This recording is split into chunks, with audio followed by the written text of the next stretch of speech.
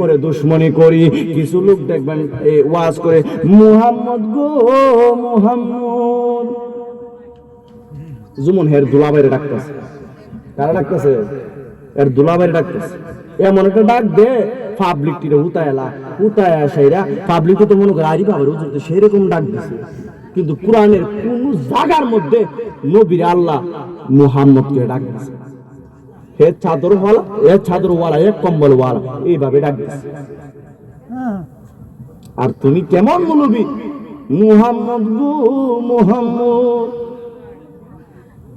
নবীরে ডাক।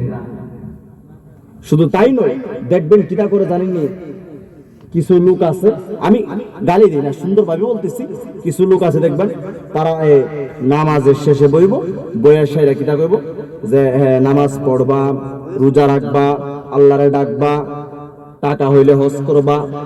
ভালো কথা, সব ভালো কথা না? সব ভালো কথা, কিন্তু শেষে একটা কথা কো, নবী তো আমরার মতো নয়।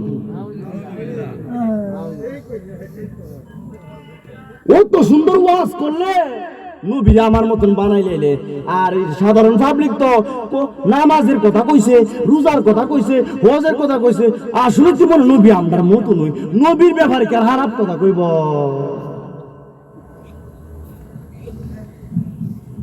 আবার তাদের বিরুদ্ধে যদি এমনি কথা কয়, দেখবেন রাস্তা পাইলে আপনারা বানাই লইব।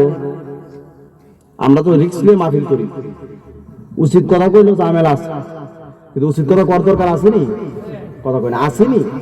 এই কারণে একজনে কইছিল, বিয়া কইরা বউ ঘরে আইনা কইলে মায়ের মতো, বাজান বউ তো তোর হারাম কইব, আর জুতার বাড়ি খাইবি কত। বউয়ের রঙে আর মায়ের রঙে কোনো বেশ কম নাই, বউয়ের রঙে আর মায়ের রঙে কোনো বেশ কম নাই, তারপরেও কি মায়ের মতো বউরে বলা যায়? পারবেন নি বউরে মা রাখতে? কথা বলে পারবেন নি? থাকবো না বাগবো, খালি বাঁধতো না, জুতাটা বাইরে হইতে পারে, সাথে সাথে তালাক হয়ে যাবে। এই কারণেই নবীর আমার মতন বললে আপনার আবার ইমান তালাক হয়ে যাবে। কথা বলেন ঠিক না বেটি? হাত তুলে বলেন ঠিক না বেটি? নবীকে আমার মতন বলা যাবে না, নবী আমার মতো না।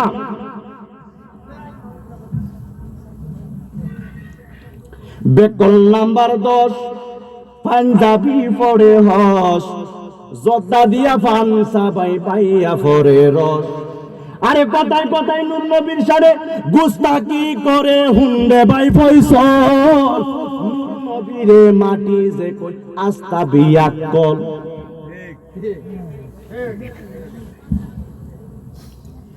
নবীরে কোন সময় আমার মতন বলবেন না, আমার মতন না নবী, আমার মতন নাফাক রাস্তা দিয়ে নবী আইছেন।